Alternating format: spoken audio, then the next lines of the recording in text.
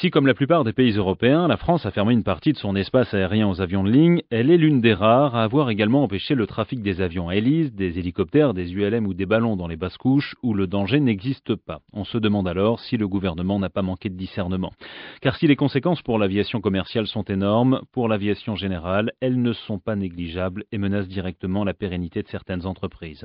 Un parapluie élargi qui provoque la colère du secteur, à commencer par Gérard David, président de l'Union française des hélicoptères. Alors, le principe de précaution a des raisons d'être. Et en l'occurrence, c'est vrai que, en ce qui concerne l'aviation de ligne, l'idée d'approcher ce nuage extrêmement nocif, je ne le conteste pas, et c'est le pilote qui parle, à des hauteurs de l'ordre de 15 000 pieds, entre 5, 6 et 7 000 mètres, a pu justifier une no-fly zone, c'est-à-dire une interdiction quasi totale de l'espace aérien. Mais on a assisté à des décisions, et je dis bien à des décisions interministérielles, car la DGAC n'est pas en cause. Il y a de vrais aviateurs dans cette haute administration, mais ces décisions interministérielles ont relevé d'une gestion, et je pèse mes mots, paranoïaque et totalement incohérente de ce principe de précaution. En effet, interdire par exemple à un hélicoptère au Touquet de faire du travail sol à 1,50 m du sol, il fallait aussi à ce moment-là interdire la circulation des camions, car les chauffeurs de camions sont bien à une hauteur de 1,50 m du sol. Interdire des tours de piste à 300 pieds, c'est-à-dire à moins de 100 mètres, à des ULM, ça voulait dire alors où il y avait un risque pour la population, et alors on entrait dans du délire,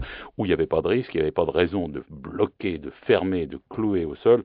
Là, en gros, 100 000 personnes ont été bloquées au sol d'un seul coup, en plus un jour où il faisait beau. Encore une fois, moi je dénonce, et c'est ma responsabilité de président de l'Union française de l'hélicoptère, qu'on n'ait pas fait une distinction intelligente. C'est, me semble-t-il, l'apanage des gouvernants que de faire des distinctions quand ils prennent des décisions. Alors après, on va peut-être venir nous parler de malentendus, sûrement. Nos voisins européens, l'Allemagne, la Suisse, l'Angleterre et la Belgique ont pris des décisions plus rationnelles en maintenant les activités de vol à vue dans les basses couches. Encore une fois, la France se distingue.